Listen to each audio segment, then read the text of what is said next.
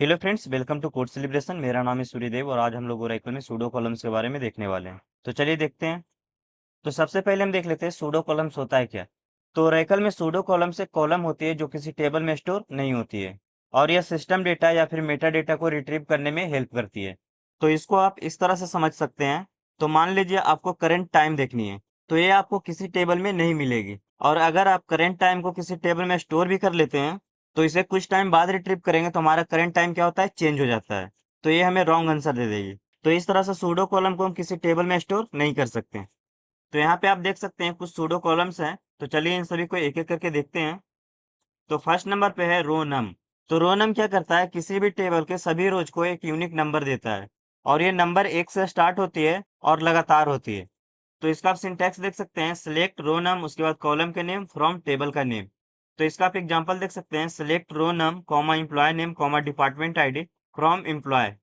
तो ये क्या करेगा, एम्प्लॉय टेबल से रो नंबर को, एम्प्लॉय नेम को और डिपार्टमेंट आईडी को शो करेगा।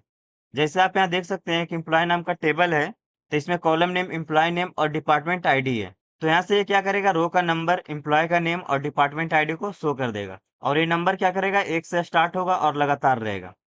तो चलिए इसे एसक्यूएल डेवलपर में करके देखते हैं। तो सबसे पहले हमारे पास एक एम्प्लॉय नाम का टेबल है, तो उसको हम देख लेते हैं। तो यहाँ पे लिखेंगे सिलेक्ट एस्ट्रिक्स फ्रॉम एम्प्लॉय, लगाएंगे सेमीकोलन और इसको यहाँ से करेंगे सिलेक्ट और करवाएंगे रन। तो आप देख सकते हैं हमारा एम्प्लॉय टेबल यहाँ पे आ चुका है, जिसमें कॉलम नेम, एम्प्लॉय आईडी और नेम है। अब मैं इस टेबल में सभी रोज का नंबर देखना चाहता हूँ, तो यहाँ पे लिखूंगा select row num comma employ ID comma name, उसके बाद लिखेंगे फ्रॉम और उसके बाद टेबल का नेम देंगे एम्प्लॉय, लगाएंगे सेमीकोलन। तो ये क्या करेगा, एम्प्लॉय टेबल से रो नंबर को दिखा देगा, एम्प्लॉय आईडी को दिखा देगा और नेम को दिखा देगा। तो इसको यहाँ से करते हैं सिलेक्ट और करवाते हैं रन। तो आप देख सकते हैं इस टेबल में रो का नंबर 1 2 3 4 5 दिखा दिया, उसके बाद एम्प्लॉय आईडी दिखा दिया और उसके बाद यहाँ पे एम्प्लॉय का नेम दिखा दिया। तो इस तरह से हमारा रो नंबर क्या करता है, सभी रोज को एक यूनिक नंबर देता है। नेक्स्ट हमारा है रो आईडी। तो ये क्या करता है, किसी भी टेबल में सभी रोज को एक यूनिक आईडी या एड्रेस देता है। तो इसका आप सिंटैक्स देख सकते हैं, सिलेक्ट रो आईडी, उसके बाद कॉलम का नेम, उसके बाद फ्रॉम टेबल का नेम। तो इसका आप एग्जांपल देख सकते हैं, सिलेक्ट रो आईडी, उसके बाद एम्प्लॉय नेम, उसके बाद डिपार्टमेंट आईडी फ्रॉम एम्प्लॉयज। तो ये क्या करेगा, एम्प्लॉय नाम के टेबल से रो आईडी, एम्प्लॉय नेम और डिपार्टमेंट आईडी को शो कर देगा। जैसे आप यहाँ देख सकते हैं कि एम्प्लॉय नाम का टेबल है, तो यहाँ से क्या किया, रो आईडी को यहाँ से दिखा दिया, एम्प्लॉय नेम को दिखा दिया और डिपार्टमेंट आईडी को दिखा दिया। और यहाँ पे जो रो आईडी होता है ओरेकल खुद से जनरेट करती है। तो चलिए इसे भी एसक्यूएल डेवलपर में करके देखते हैं। तो यहाँ से मैं लिखूंगा select row ID comma employ ID comma name from employ, लगाएंगे सेमीकोलन। तो ये क्या करेगा, एम्प्लॉय टेबल से एम्प्लॉय आईडी और नेम को सिलेक्ट करेगा और उसका रो आईडी भी दिखा देगा। तो इसको यहाँ से करते हैं सिलेक्ट और करवाते हैं रन। तो आप देख सकते हैं यहाँ पे रो आईडी, एम्प्लॉय आईडी और नेम यहाँ से आ चुका है। तो इस तरह से हमारा रो आईडी काम करता है। नेक्स्ट हमारा है यू आईडी।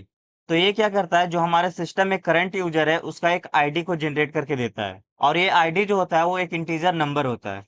तो इसका आप सिंटैक्स देख सकते हैं, select you ID from dual. तो ये क्या करेगा, करंट का यूजर आईडी शो कर देगा।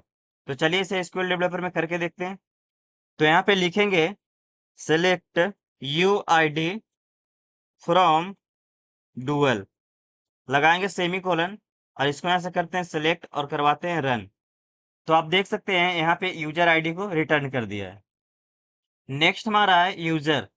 तो ये क्या करता है, जो हमारे सिस्टम में करंट यूजर होता है उसका नेम को शो करता है। तो इसका आप सिंटैक्स देख सकते हैं, सिलेक्ट यूजर फ्रॉम डुअल। तो ये क्या करेगा, करंट यूजर का नेम को हमें शो कर देगा। तो चलिए इसे भी एसक्यूएल डेवलपर में करके देखते हैं।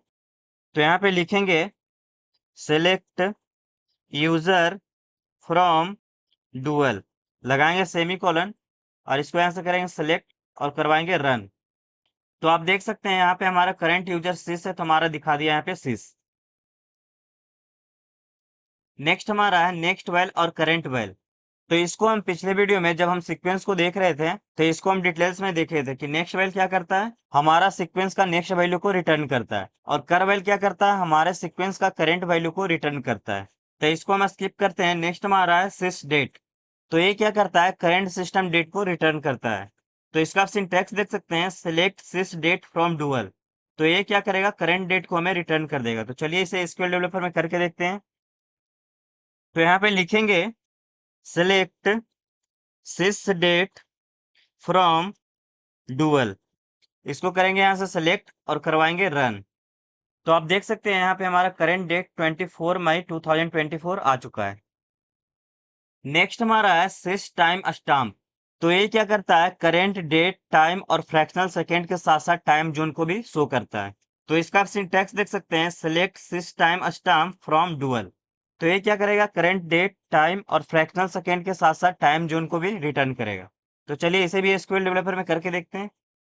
तो यहाँ पे लिखेंगे select sys time stamp from dual, लगाएंगे सेमीकोलन, इसको यहाँ से करते हैं सेलेक्ट और करवाते हैं रन। तो आप देख सकते हैं यहाँ पे सबसे पहले डेट को रिटर्न कर दिया, उसके बाद यहाँ पे टाइम दिखा दिया 9:20 और यहाँ पे फ्रैक्शनल वैल्यू भी दिखा दिया सेकेंड का। उसके बाद यहाँ पे दिखा दिया एम है, और उसके बाद यहाँ पे टाइम जोन को भी दिखा दिया। तो इस तरह से ओरेकल में सूडो कॉलम हमारा काम करता है। तो आज का वीडियो यहीं तक रहने देते हैं, मिलते हैं नेक्स्ट वीडियो में।